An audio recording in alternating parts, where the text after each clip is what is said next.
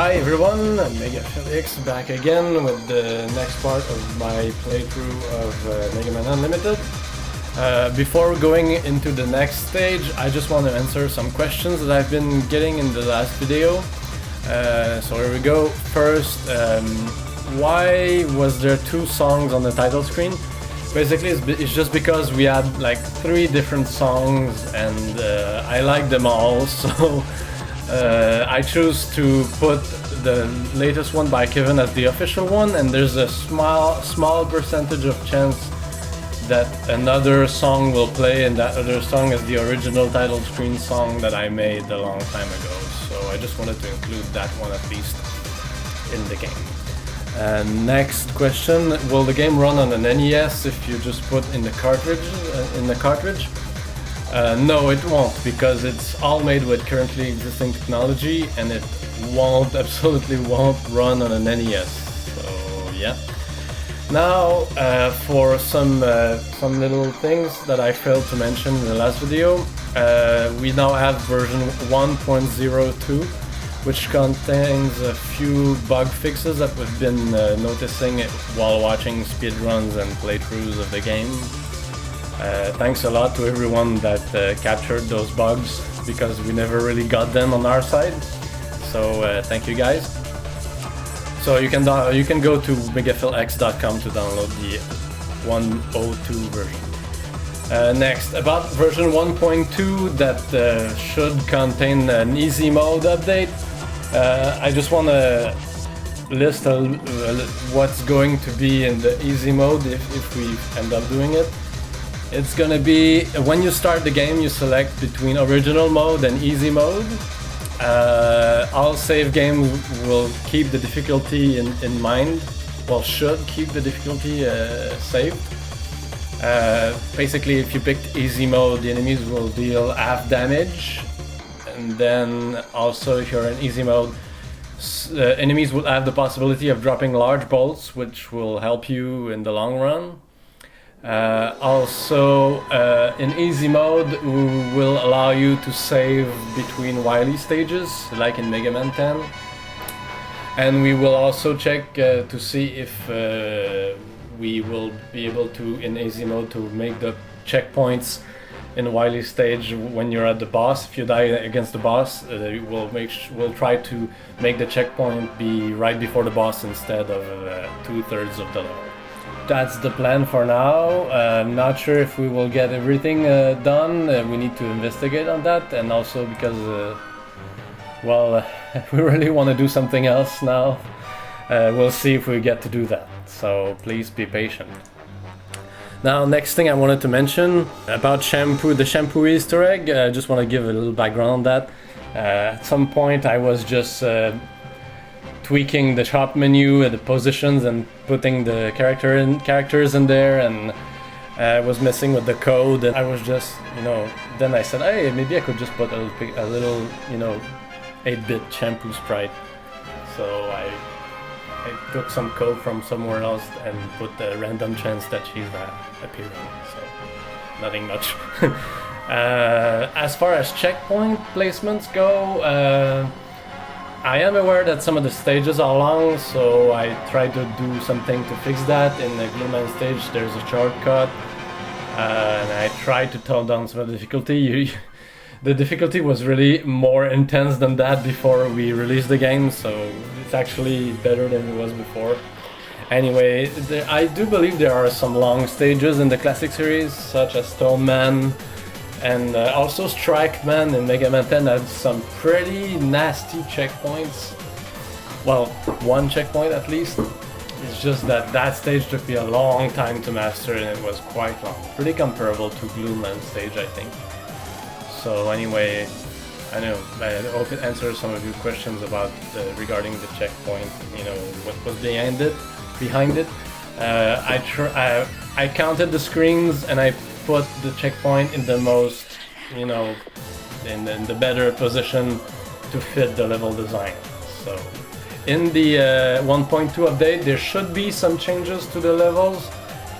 just to tone down the use of instant death traps and make the levels a little bit more fair, but it's not gonna be major changes because it can really create a lot of unexpected bugs if we mess around with too much stuff. It's kind of like a house of cards. If you change too much, if you just pull out a little bit something and then the whole thing can just crumble and create a whole bunch of bugs. So again, we'll just we're just really careful with that, and there's gonna be some tweaks, but not too much, because I know also that a lot of people like the difficulties, so that's it. So after that pretty long intro, here we are. I'm gonna go after RainbowMan, since some people told me I should go after Rainbow. I think it was 2 people. RainbowMan is actually one of my later designs. I think I was like in high school, late in high school when I got the idea. Or maybe I was in...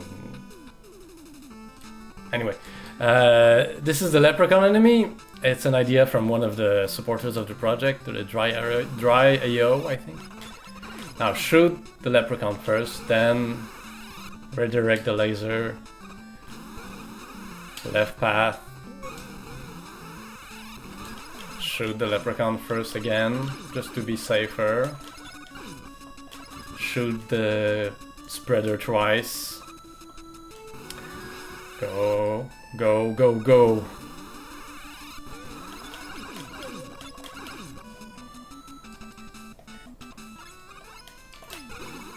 I almost made a big mistake.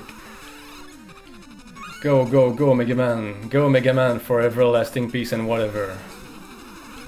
I think it was Kit in one of the races of Pink Kitty Rose that said that, and that made me laugh.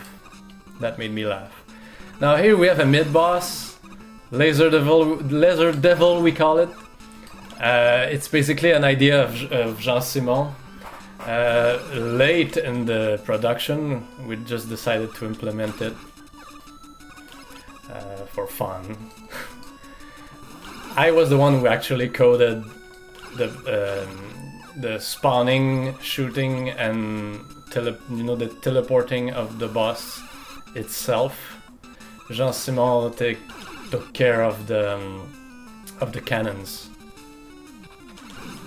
Basically, you have 5 different laser patterns, and if you really have to hurry and take him down, because the 5th laser pattern is very hard to dodge. So you have to be quick.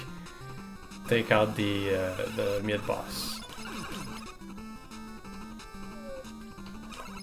Shoot the bottom one twice. Now here, it's best to equip the glue shot and do that, because you'll be able to access the secret area here.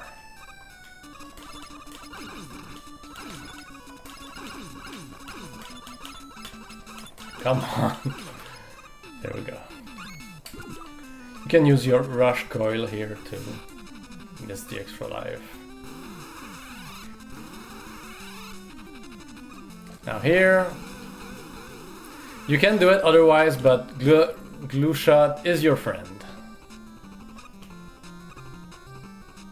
This section was also added later.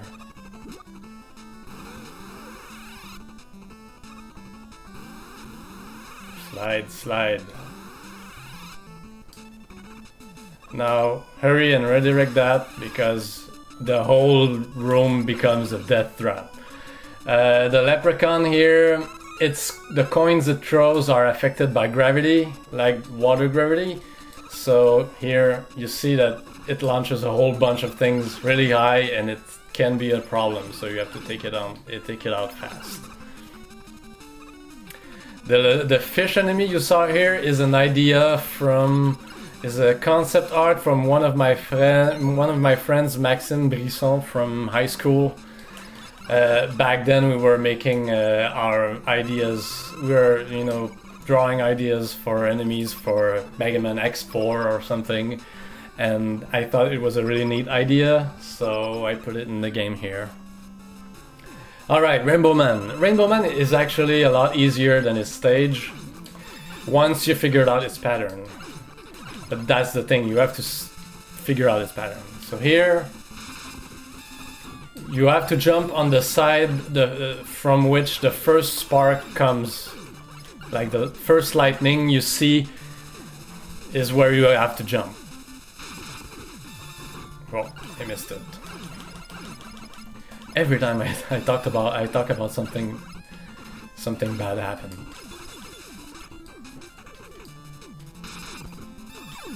And I messed up. Sorry. It's kind of nerve-wracking to do a let's play. Like you have to...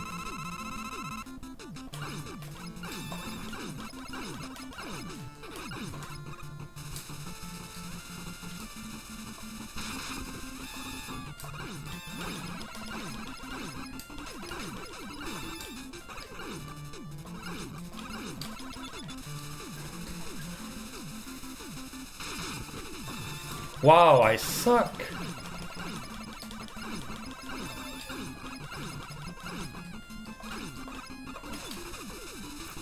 Because I'm too nervous. And I got hit again. Well, that wasn't the most beautiful of battle, but he's done.